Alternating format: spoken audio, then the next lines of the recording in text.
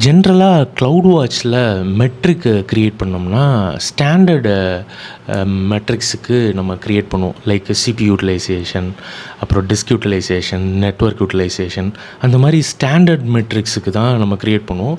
So அதுக்கேற்ற மாதிரி அலர்ட்ஸோ அலார்ம்ஸையோ இல்லைனா ஆட்டோ ஸ்கேலிங்கையோ நம்ம ட்ரிகர் பண்ணுவோம்.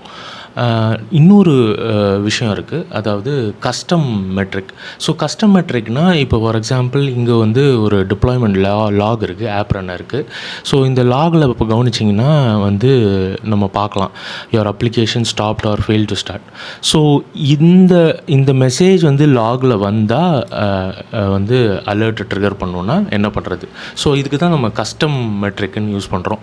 ஸோ இதை வந்து நம்ம லாக் சர்ச்சில் என்டர் பண்ணோம்னா you will get this option, create metric filter.